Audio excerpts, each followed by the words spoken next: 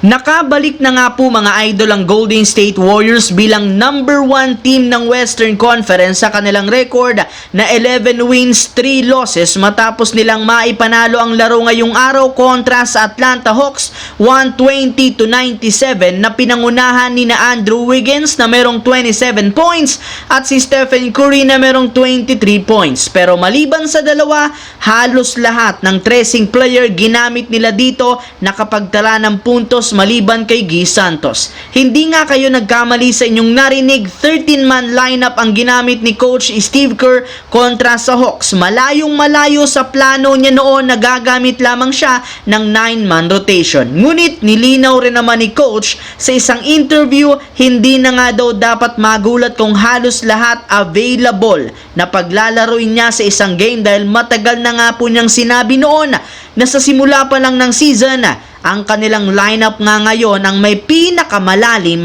na lineup sa Western Conference. Wala nga daw tapon ang lahat since nag-i-step up nga talaga ang mga ito sa tuwing nagkakaroon sila ng oportunidad na maglaro. Samantala, sa lungat nga po ng nagdaang linggo, hindi masyadong pinag-uusapan ngayon sa social media ang trade ni D'Angelo Russell mula ng paglaroin nito ng off the bench. At eto dahil simula nang maging isa siyang ganap na 6th man, hindi pa sila natatalo. Ibig sabihin, epektibo ang ginawang adjustment sa kanya ni Coach JJ Redick. May lumabas na rin naman nga pong balita ngayon mula sa isang Laker insider na si Jovan Bohan ng The Athletic na untouchable na nga po si D'Angelo Russell sa trade market. Meaning, hindi na nga ito ititrade o ibibigay pa sa ibang team since nakuha na nga ang tunay na role bilang kanilang secondary playmaker. In fact, sa tuwing lumalabas si Lebron, siya na ang nagbubuhat ng trabaho nito at nagdi-distribute ng bola sa kanyang mga kakampi, lalo kay Dalton Knecht na ilang beses nga po niyang ginawa na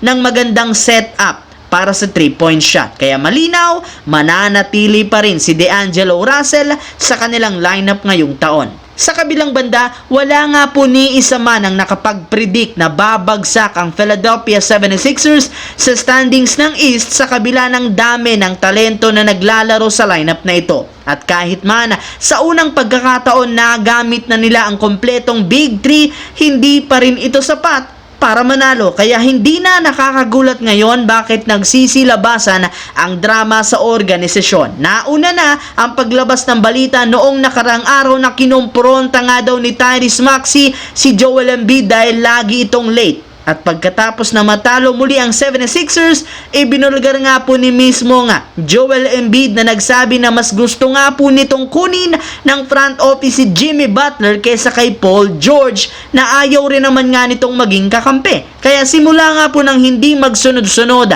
ang kahilingan nito, dito na nga nagsisimula ang galit niya sa buong prangkisa.